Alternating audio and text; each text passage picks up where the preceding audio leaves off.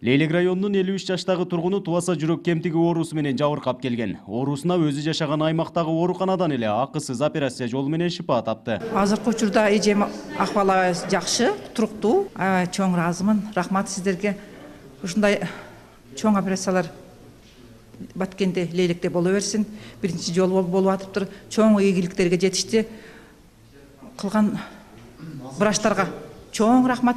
Биз ыраазыбыз. Бул операция Лейлек аймактык ооруканасында алгачкы жолу жасалды. Дарыгерлер 3 саатка созулган операция ийгиликтүү өткөнүн айтышууда. Операциянын узактыгы болжол менен 2,5-3 саатка жакын болду. Bunday операцияларды биз Бишкекте күнүгө эле жасап жүрөбүз. Биз үчүн бул технический жагынан эч кандай кыйынчылык туудурбайт да. Болгону бул жерде бизде башка аймакта жасаган үчүн кичине толкундоолор башында болгон, бирок операция негизинен биз каалагандай өттү. Азыркы мезгилде оорунун акыбалы жакшы. Жүрөк операция жасоо Кыргызстандагы аймактык ооруканаларда алгачкы жолу жасалып отурат. Ушул жылдын апрель айында жүрөк кемтиги менен төрөлгөн балдарга операция жасоо да пландалууда. Выездной кылып келип операция кылып турган мүмкүнчүлүк бар экен.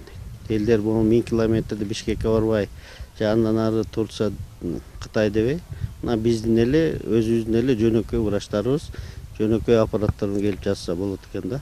Ошон үчүн мен айттым, уну баягы таштап койбой уланткыла деп. Мына апрелде дагы ошондой планды кылабыз деп атат. Операция Корея кайрымдуулук Милал жүрөк фондунун колдоосу астында акысыз жасалды. Баткен облусунда тубаса жүрөк кемтиги менен төрөлгөндөр жыл санап көбөйүүдө.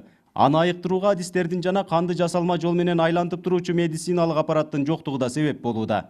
Нургазы Жайнаков, 7 канал, Баткен.